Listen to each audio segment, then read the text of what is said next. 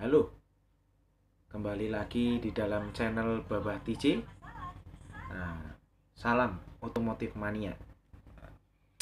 Menyambung video channel saya yang kemarin tentang CDI yang jendol ini, mungkin saya bisa memberikan beberapa trik-trik bagi teman-teman untuk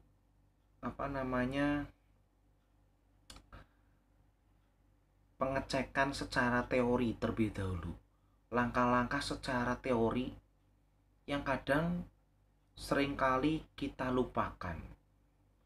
Sebagai seorang mekanik atau sebagai seorang pemilik motor atau sebagai seorang pemilik bengkel yang hendak memperbaiki motor yang mogok, mati kelistrikannya alias tidak ada pengapiannya.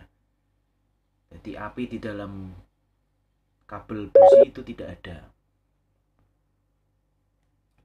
Jadi secara teori langkah-langkah yang harus diambil dalam pengecekan kelistrikan sebelum terjadi sesuatu seperti CDI ini, CDI-nya jebol melentung. Nah, itu langkah-langkah yang pertama yang harus dilakukan. Jadi tidak asal main ganti CDI, belum ketemu konsletnya di mana langsung main ganti aja pasang. Oh, CDI ini rusak karena gara-gara CDI rusak. Sebenarnya kemungkinan CDI rusak karena rusak dengan sendirinya karena umur itu tuh sangat jarang. Jadi CDI bisa rusak itu karena ada konsleting. Jadi langkah-langkah yang harus kita ambil itu ya pemikiran, oh CDI-nya rusak, berarti ada yang konsleting. Berarti cari dulu konsletingnya di mana. Langkah pertama ngeceknya. Satu, kita cek dari kabelnya. Kabel dari CDI-nya, urutan kabelnya ini, itu kita cek dulu. Tiap pinnya itu kita cek, kabel-kabelnya kita cek. Ya kan? Memang saya tidak memvideokan pada sepeda motornya, cuma ini saya secara teorinya kita harus punya pemikiran langkah-langkah yang harus kita lakukan sebelum kita terapkan pada sepeda motor. Jadi kita harus punya, oh saya harus ngecek ini, kabel-kabelnya saya cek dulu. Kabel-kabelnya saya cek, ya kan, kabel-kabelnya saya cek. Tiap pin 1, 2, 3, 4 misalnya. Cek dulu apakah ada yang digigit tikus. Terus kabel bodinya kita cek juga. Setelah itu kita cek, kalau bukan dari kabel CDI, mungkin kita cek juga dari sumber yang lain, misalnya kiproknya. Oh, kabel kiproknya bagaimana?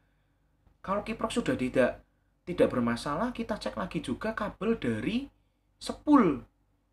Nah, sepul yang seperti lilitan di dalam magnet itu kan ada kabelnya. Yang dua itu untuk biasanya untuk kabel lampu dan pengisian, ya kan? Terus yang 4 lagi itu untuk pulser, dua untuk pulser, dua lagi untuk satu pengapian, satu ground biasanya seperti itu. Jadi kita cek dulu pulsernya bagaimana, kabel pulsernya juga keluar apa enggak, ya kan? Terus kabel dari sepulnya, sumber sepulnya keluar apa enggak, keluar apinya apa enggak, dites gitu loh. Ngetesnya bisa macam-macam. Kalau ngetes sepulser itu kita bisa pakai kabel dengan lampu LED, bisa. Kalau kita mau ngecek kabel dari sepul pengapian, kita juga bisa menggunakan pakai kabel dengan lampu biasa juga bisa. Gitu loh. Mungkin lain kali kalau saya mau ngecek sepul atau pulser, nanti akan saya videokan. Ini cuma secara teori. Jadi kalau langkah-langkah yang tadi sudah dijalankan, saya rasa nanti akan ketemu. Oh, di mana ya? Yang rusak itu sebenarnya di mana? Konsletnya di mana? Apalagi motor zaman sekarang itu rata-rata biasanya itu kabelnya dimakani tikus. Penyakitnya tuh di situ. Kabel-kabel itu putus dimakan tikus. Karena kabel putus dimakan tikus, tidak sengaja terkena air atau nempel ke body ground. Jadi yang menimbulkan konsleting.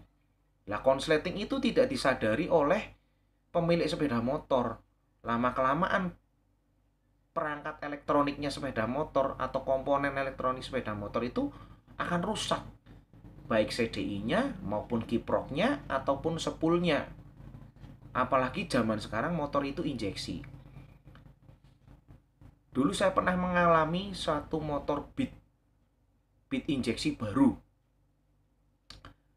Itu setelah diservis, orangnya kan minta servis, mas servis. Nah, dia nggak cerita kalau motor ini sering mati sendiri. Orangnya cuma bilang mas servis.